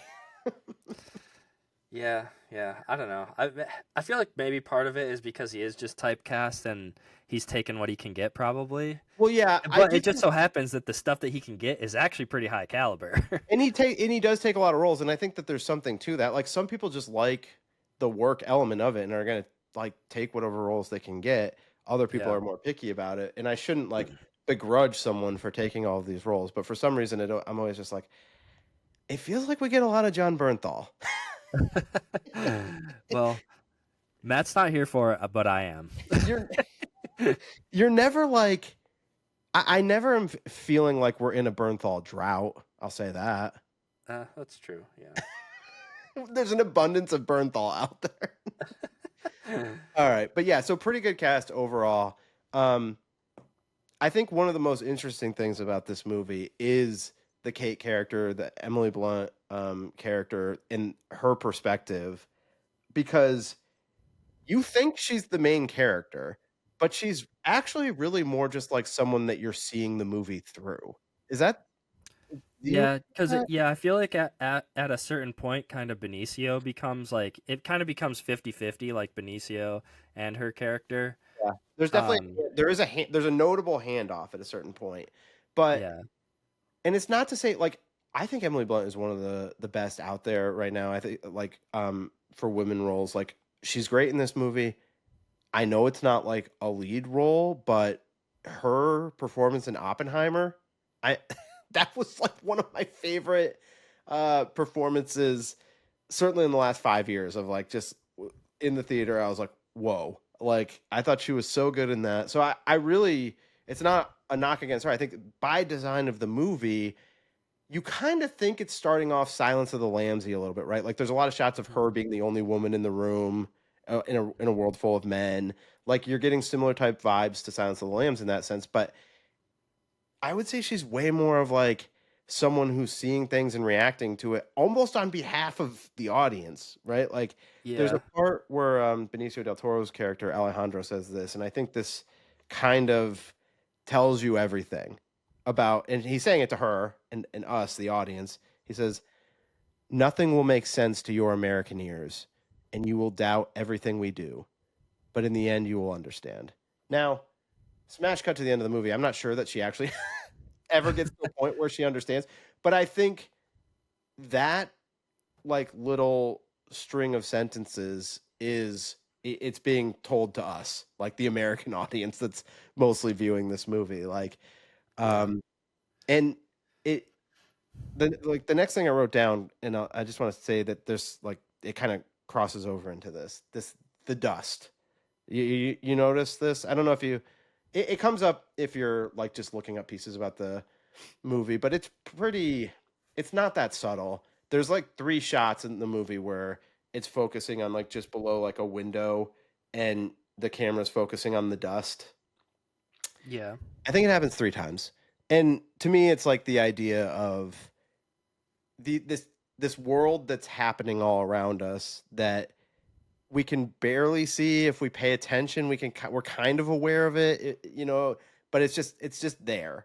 Um mhm, and they do it like I said, 3 times, I'm pretty sure, and I want to say the last time they do a shot like that, you can't really see the dust, and I was taking that as like she's now Kate. We, the audience, are now fully immersed. That like, okay, we're aware of this world now. Now maybe other people will freeze Yeah. this and be like, no, you can clearly see the dust, and maybe I was actually just losing it in the dust of my own household, but I was interpreting it that way. But either way, I think it's probably pretty clear that the dust is representative of something that like this is there. It's not something that we're normally like paying attention to or looking at, Hmm. but it's there. And that's like the whole idea um Yeah.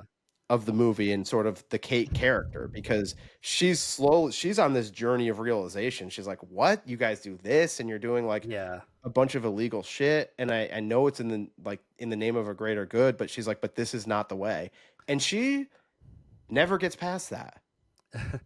Yeah, I think that's like the awesome, like big question the movie kind of asks the audience. I think that's one of the cool things about the movie is it doesn't take a stance really, I feel like. Yeah, Or at least I don't think it takes a stance in saying that Benicio's character, like what he does is justified because he does some awful shit, dude. Like for sure. he kills the drug dealer's two kids and his Yep. wife, and he kills the guy who is driving the drugs when he comes out of the tunnel. That guy, you see little bits and pieces of his story, Yeah. and you realize that dude is actually he's just like a regular dude, and it's just something that he has to do, you know. Right. Um, He's caught up in this. It's not even a lifestyle, and it may not even be a choice. It's just like this is the hand that he's been dealt. He's yeah, he's a part of this all, and I think a lot of people that get sucked into it, like that's the thing. I mean, we hear from the perspective of the John Berthal character, who seems like a slime ball, but yeah, I don't know. I do think that it's like these people get caught up in this shit because an opportunity gets presented to them, and honestly, sometimes it's probably easier and less dangerous to actually take what they're offering than yeah, try to fight against it. yeah. Yeah. I guess I kind of went off on a tangent, kind of lost my train of thought there. But I think the question is asking is like, do you think that Kate's character is right and we should just be doing everything like by the book? Or do you think what Benicio's character does is justified and it's like all this mystical stuff that, Josh Brolin's character is involved in. It's like all Yeah, this secretive shit that the government probably is doing and we just sure. don't know about, like you said. Like, do you think that stuff's okay that we do that, or or like I don't know? I feel like that's the question the movie's asking, and I think it's so interesting to think Yeah, about. and that is where like maybe it's harsh of me to say the Kate character is mostly presenting a perspective. The if you want to like say where that she's got a backbone and it is a strong character is like even in the end of the movie, like it takes like having a gun to her head to have to go Yeah, against like her will. Like so she does feel a way about this, and she feels that way the whole time until forced to accept it, which is like maybe that's a movie saying just like us as viewers, we're kind of forced to accept this, right? We don't love it. We don't really want to be a willing participant in it, but yeah, we are we're sort of forced to accept it. And I think yeah. that's yeah. Sorry, go ahead. No, I mean I think that's a big part of it. I was going to tie in the Josh Brolin character like his Yeah. piece of it too. But if were you going to say something else?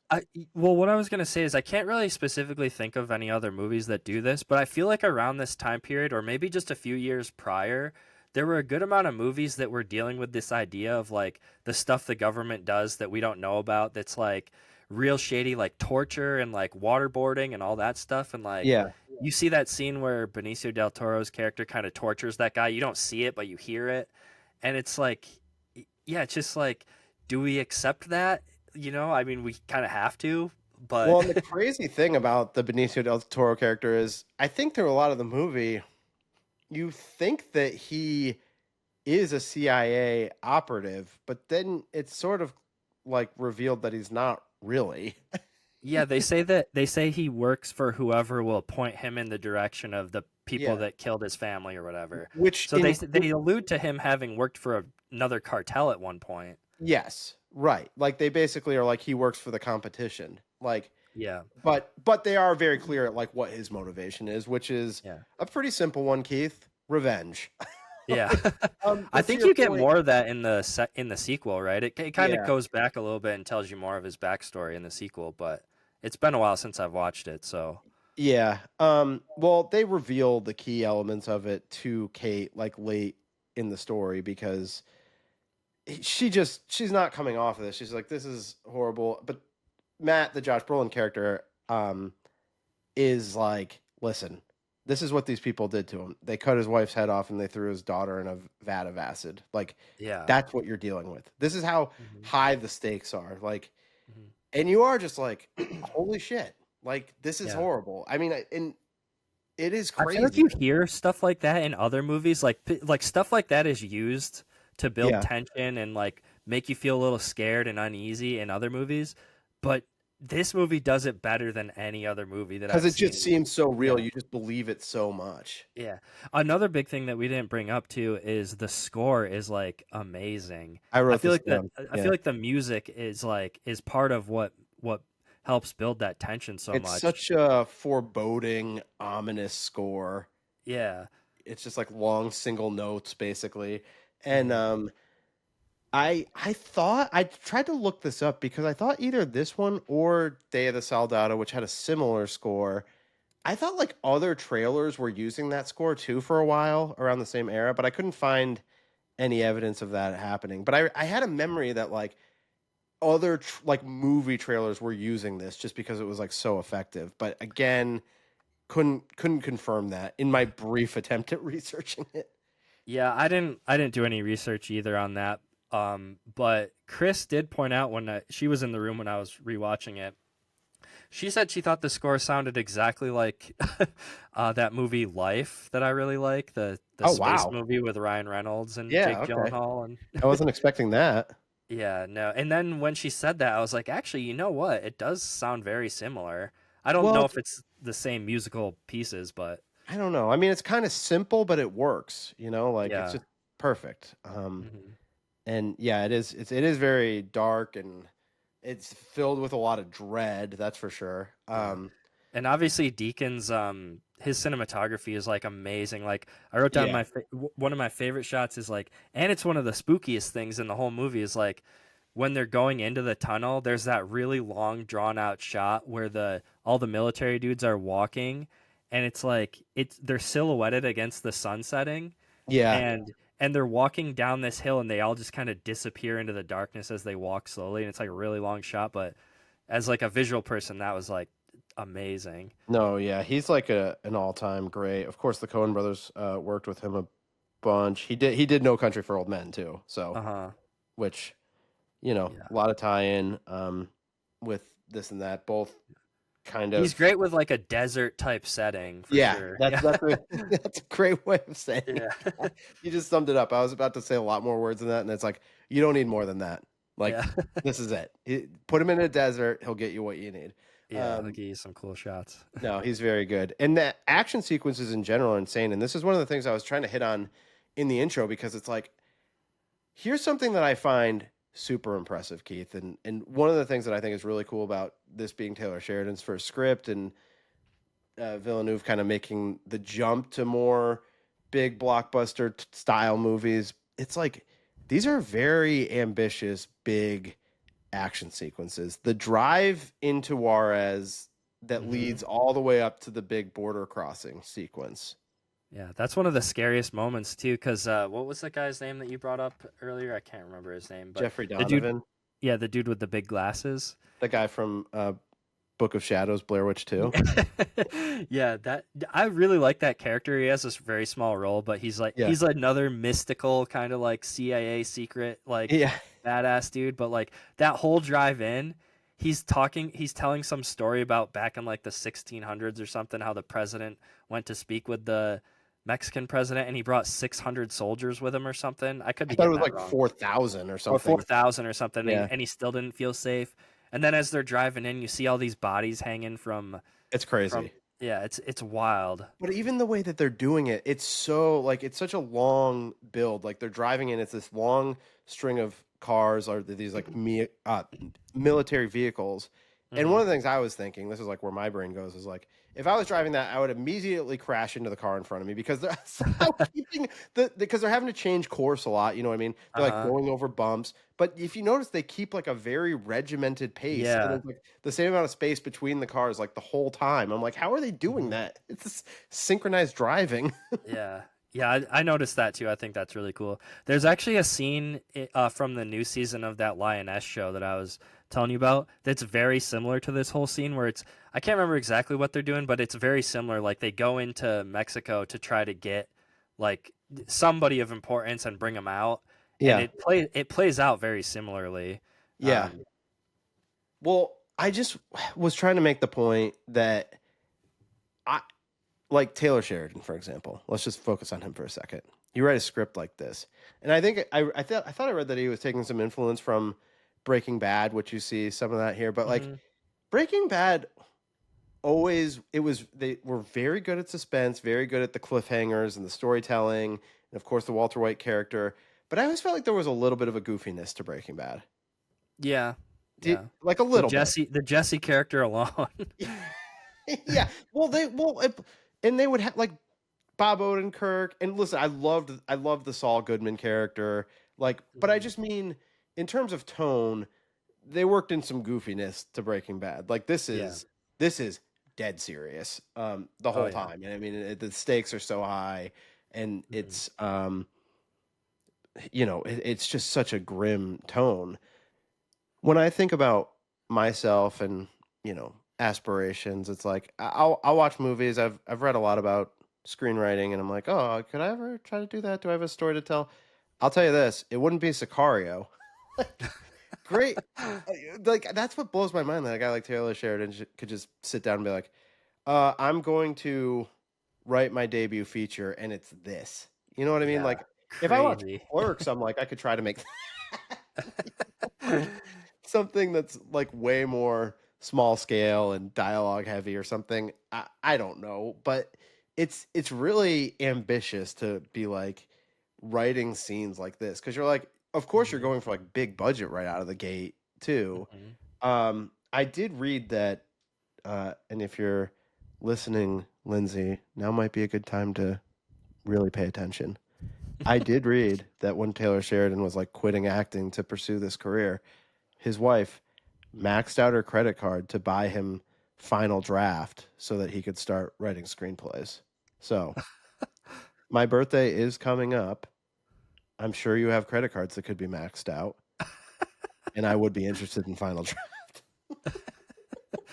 That must be an expensive program.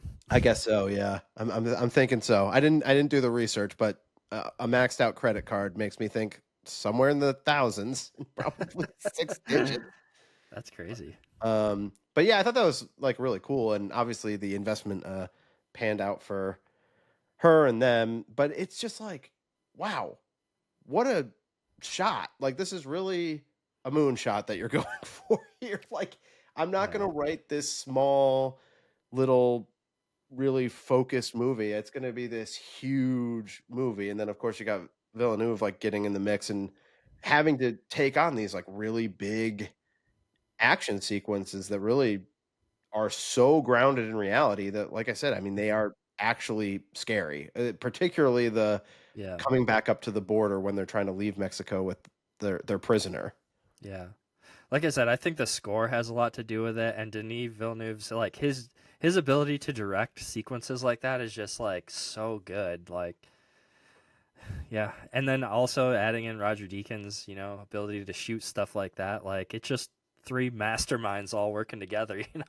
Oh, absolutely, yeah. I mean, Deakins is definitely one of the great cinematographers for sure. And so we talked a lot about the Kate character and really this perspective that she's offering the audience of the film, and she's sort of the people that or the character that's speaking for us when she's like, "What are you guys doing? You can't do this." And they're all just like, "Yeah, yeah, whatever, shut up." They just keep plowing forward because again, you pointed it out, like they don't really want her there. They're Yeah. being kind of nice, but they are kind of being dicks too. The Hmm. one thing that the movie plays with that I don't fully get into is the Alejandro character. A couple times he's like, he's like, "You remind me of my daughter." and it seems like they're trying to Yeah. introduce some reason why he would care about her a little bit more. I'm not totally sure I'm buying all that. Yeah. Yeah, I feel like they kind of have to try to humanize him a little bit because like I Yeah. said he does some really horrible stuff. Yeah. Um And I think they're trying to find ways as to like why this group would be a little bit more inviting of her, even though they don't really care about her being in the mix. that's true. Yeah. That might be one of the reasons. I'm just not sure I 100% buy that element of it. Yeah. No, Um, I can see that. Yeah. It is a little bit cheesy like yeah, how is she reminding him of his young daughter that died? Like, she's I like don't this. know. She's a very like hardened like FBI agent. Yeah. Yeah, for sure. Um, Now we've talked about the Alejandro character and the Kate character, but the Josh Brolin character, who's leading this all, and he's very sort of he's very off the cut. He's not pulling He's any punches. blasé. He's Yeah, blasé about everything. yes, he's wearing sandals. I was Um, gonna point that out. Like his introduction is so cool because you see him in that room, that like conference room where they're doing this like secret meeting or whatever, and that's when they bring in the Kate character. And there's like a tight shot just of his feet showing his sandals, right, right. Which, yeah. and he sort of talks about this later in the movie, but he represents this idea of like the controlled chaos, where Hmm. basically I think the point of the movie is yes, like these things exist, the cartel, and what is happening to maybe quietly go to war against it in the background. Of course, it's all over like drug trade, which he actually makes the comment at one point, which I think is like a quick but really powerful comment. It's just like, if 20% of people could just stop snorting this shit and shooting this Hmm. shit, this wouldn't even be a problem. Yeah. I mean, that's not the exact quote. I didn't write it down, but it is just like there is something so sad that's just like, gosh, all of this over like drug trade, Yeah. like Yeah. all of these people dying and like people rising to power and corruption and murder, and it's just all Yeah. over like people just need to do drugs, and it really is like a horrifically dark, just really the Yeah. main element, but it's a side element of the movie. I think that when he reveals what the ultimate goal really is, which is just to like not totally get rid of these cartels, but to have, like you said, a controlled chaos. Yes. That moment is pretty powerful, like you said, because that's not really what I was expecting. I was Yeah. expecting them to be like, oh, they're just gonna try to get rid of the cartels like by killing this dude or whatever, Well, it's a But little No Country for Old Men-ish because basically the Tommy Lee Jones character is like the idea of No Country for Old Men is like the statement. This is No Country for Old Men. It's like looking back at the past and the way things were before, and it was like something you could understand, and now it's become something that you can't understand. And it's a similar thing here, right? Like the drug ring or whatever has been in place for years and years and years, but it's like it ended up escalating to this point where it's like now there's all this corruption reaching all times highs and like these inner wars happening, and basically what he's saying is if we could just get this back to like where there's one outfit, one drug ring controlling everything. Yes, what they're still doing is really bad, and it sucks that people are, crime is still really bad, but it's the element of the warring factions that has bled into making it so much worse. mhm, And like they're like if we could just get back to that, we'd be yeah, like okay. And yeah. I think they plant the seed for that too at the very opening sequence where they find those bodies inside that house, and that is like horrifying. Like no this kidding. isn't a horror movie, but we've talked a lot about how scary this movie is. And when Oh you yeah. see that person's face like with the plastic bag over it, when Yeah. Daniel Kaluuya's character is like looking through that hole in the wall, it's like that's a scary shot. That's something out of a horror movie. Totally. And um they actually show these like FBI agents, and it's like SWAT and like tactical officers are like out in the yard like throwing up like after they Yeah. like Hmm. see all this because it's just like that gross, and even like trained professionals are reacting so viscerally to it. Hmm. And it strikes you. And then of course there's a horrible explosion in that opening scene which kills Hmm. a couple officers. That's terrible. um and also intense, by the way. That's another instance of like the tensions building. You know, something bad is going to happen, but it's just like you're not ready for the loud Yeah. explosion. That's a jump out of your chair moment. Uh-huh. Um, but yeah, Kate, as she's going through this whole story, she keeps pushing at every turn. Like, what are we doing? We can't be doing this. Even to the point where her boss has to be like, listen, I know you think you're going to get in trouble for this. You're not. These orders aren't even coming from me. They're coming from like Yeah. way above. Yeah. Like That scene don't. was awesome. I love that scene too. I know that is a that's a strong one. But she's still never. I mean, she's still always trying to go against it. And where we kind of have the handoff of perspective is when she actually comes toe to toe with the Alejandro character, and she tries to, I don't know, arrest him. I don't know what she thinks Yeah. she's going to accomplish when she has her gun pointed at him, but he just like doesn't really even have to think about it. He just shoots her. Now he knows he's Yeah. shooting her in the vest, Yeah. and that like he's not trying to harm her or anything. Although he is, I will say this: she did piss him off. Yeah. He's Yeah, what not. does he say? Don't ever point a gun at me again or something. Yeah, yeah. But then there is a handoff, and we follow him for really like the next 15 minutes or so as he's like now on his vengeance quest at this point. And to the point that you made earlier, this is not one of those where we're really like, yeah, like fired up. Like revenge is a dish best served cold. Like it's dark too. Mhm. It's like unsettling When and he when they go from when he shoots the guy who was transporting him or whatever, yeah, and then he shoots the other guy in the leg, and then what he says to him is so fucked up. He's like if you try anything, your daughters will be violated by 20 men or something. It's like that's the point when I was like, oh my god, this guy is yeah. he means business, you know?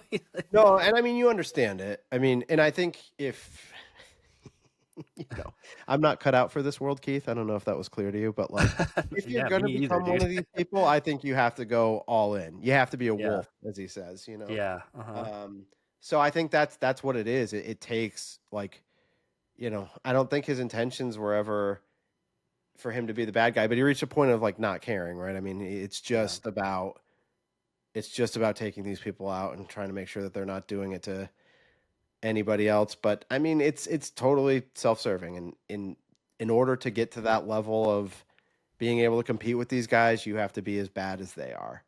yeah. And but the probably the most interesting point and what is being said back to the audience because um you know throughout the whole movie as the person who like is pushing against the tactics and everything they're doing, you know, you're like, how can you guys do this? Yes, you should be fighting these guys, but you need to be doing it through legal and ethical ways. I mean, you have to be the bigger people. You can't sink to their level. Like that's sort of the reaction. And when Alejandro is talking to this cartel leader right before he kills him, the cartel leader's like, "Who do you think we learned this from?" And Yeah. I, you know, that's the moment that you're supposed to like have a little self reflection because I think there's some implications about, you Mhm. know, America and just in general. I mean, I think these things have happened throughout history, right? I mean, there's corruption, there's a lot of negative shit out there Yeah.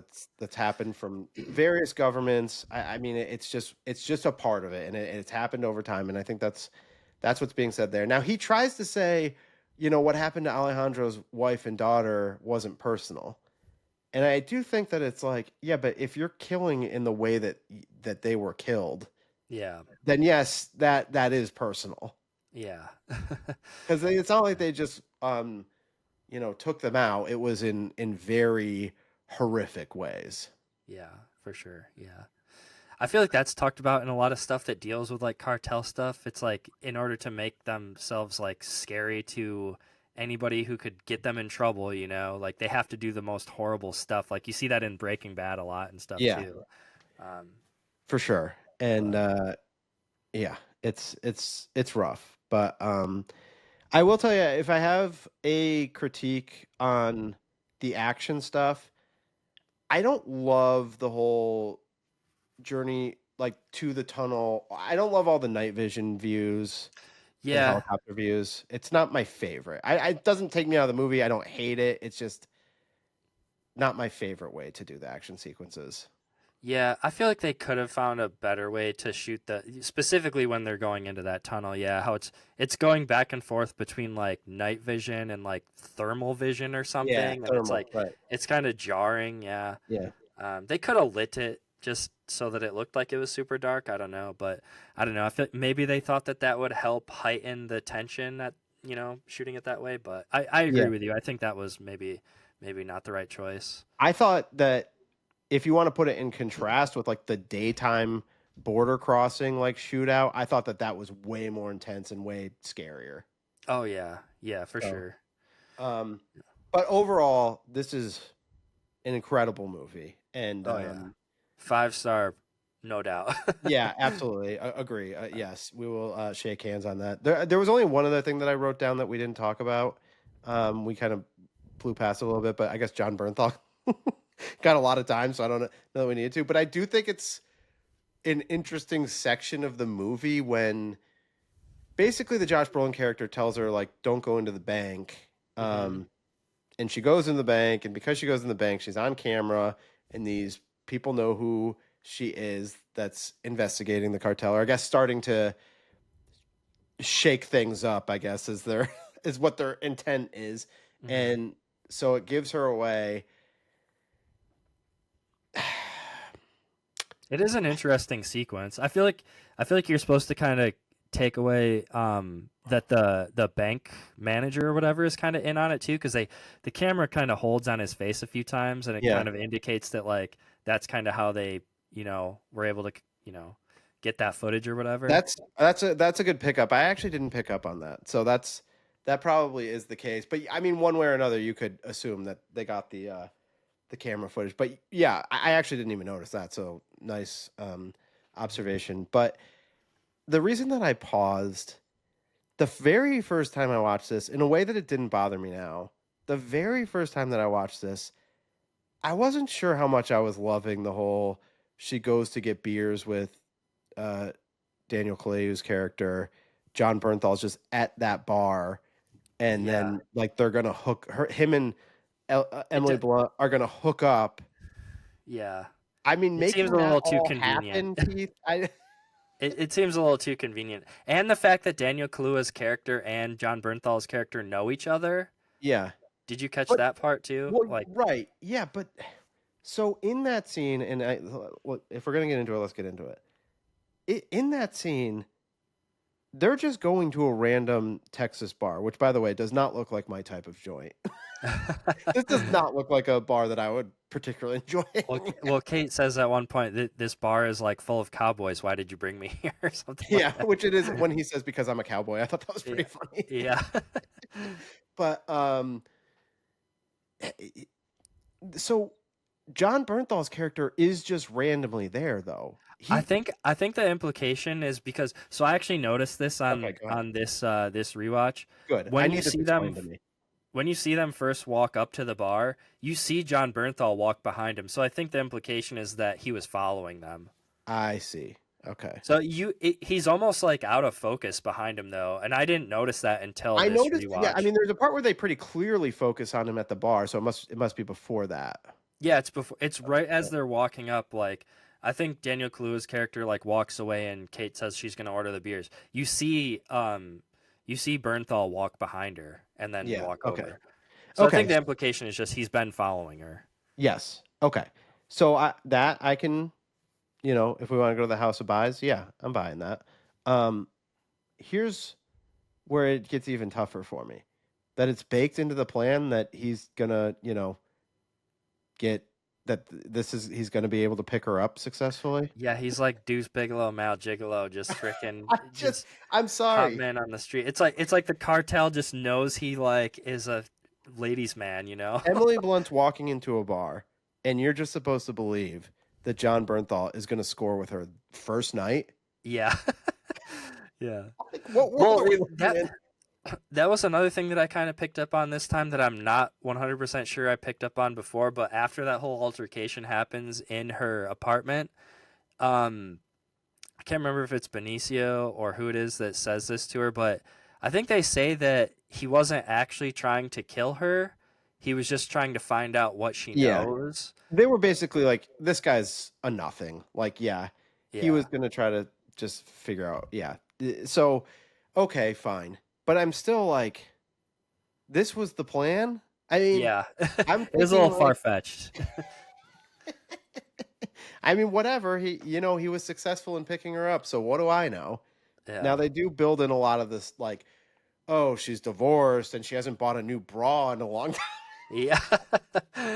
Yeah, some of that Like, oh stuff's a little yes, it's too like, we're supposed to like suspend disbelief and not pretend that Emily Blunt is not one of the most beautiful women in the world. Like, okay, yeah, Yeah. all right, I'll go there.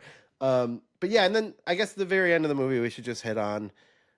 We like we said, she kind of holds strong till the end. She's forced to sign paperwork that this was all on the up and up, um, at gunpoint. So, Mhm. and then Alejandro says to her like, "Look, you should move to a small town. You're not cut out for this. You're not a wolf." And I'm like, "Yeah, I think that's a little harsh. I mean, Yeah.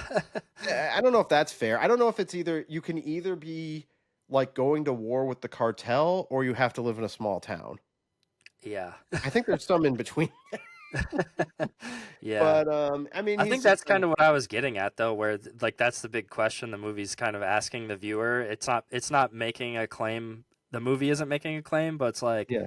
who do you side with? Do you side with Benicio's character who's like this is the way that things need to be done, or do you side with Kate's character who's like no, we should do things by the book. We should be better than the cartel people, you know? Yeah, and I guess maybe to your point, then the ultimate standoff at the end where she kind of points a gun at him from the balcony, he looks back at her like basically being like, do it. Yeah. And she doesn't, and it's like maybe what the movie is saying is, well, both really need to exist, and that's the Yeah. reality, you Yeah. know? And it's these systems that need to try to keep each other in check as best as they can and become the Josh Brolin controlled chaos, and Yeah. that's the best we can do. Maybe that's what the movie's saying. Yeah. Well, either way, whatever their message was, I think this movie fucking rules. So, In summary, yeah, or in yeah. conclusion, yes, well said. Okay, well, I don't think we're gonna be able to top that. So that's Sicario. Okay, if you didn't listen to our last episode, we did not assign each other homework for this episode. I don't remember why we didn't, but it was just like our special episode, and it was pretty long anyways. So no homework, but we will assign each other homework real quick.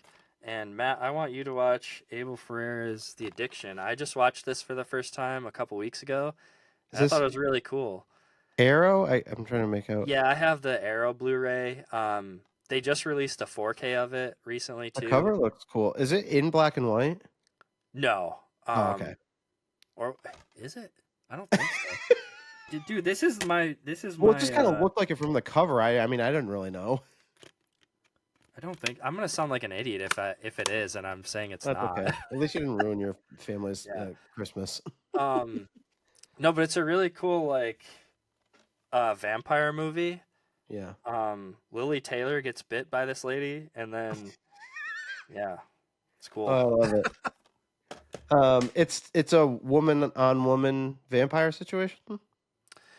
Yeah, she gets bit by a lady vampire, and then It's I like feel that like Tony it's kind of Scott just like movie. it's kind of just like a placeholder for obviously the name is addiction. It's for like representing drug addiction. Sure. Yeah, you know what I Yeah. mean. Got it. Yeah, I'm with you. Yeah, It's but I like the lady vampire on lady situation. It's like Tony Scott's The Hunger, which I like quite a bit too. yeah. I just watched that a bit before I watched this one, but yeah, I've been on Mhm. kind of like a vampire kick. But I Yeah. thought this one was really cool. Do you like The Hunger? I kind of feel like we could do that for the show at some point in some segment. It doesn't have to be like a spotlight or Yeah, something, but just I like The Hunger. I liked it. I do feel like it's a little more style over substance, but I Yeah, think but I that's like style. okay. Yeah, that's okay.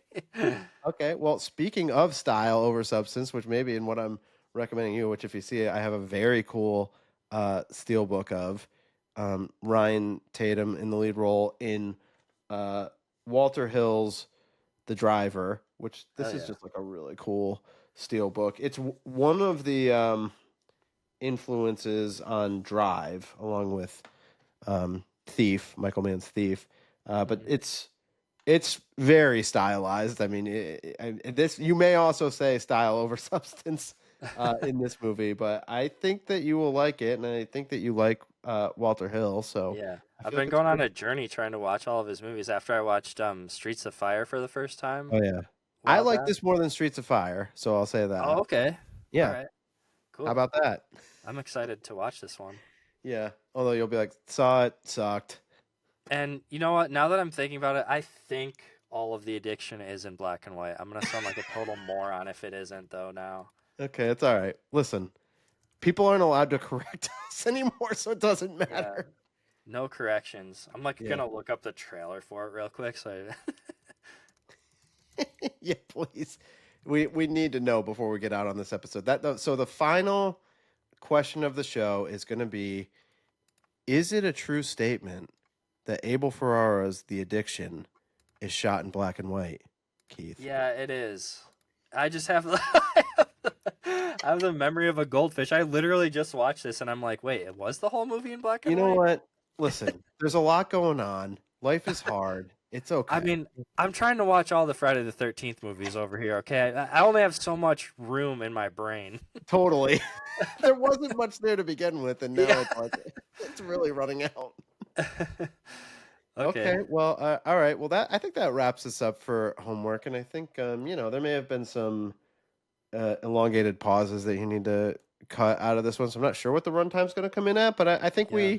we said everything that needed to be said. Yeah. Okay. Yeah. There were some bathroom breaks. I'll take care of all that. Yeah. And listen, I hope that your mini fridge situation gets sorted out so that you're able to have alcoholic beverages in the house again.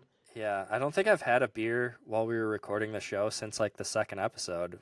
Well, I for our appropriately St. Patrick's Day themed episode, I did successfully kill my Guinness, although there's a little bit left in the bottom. So Nice.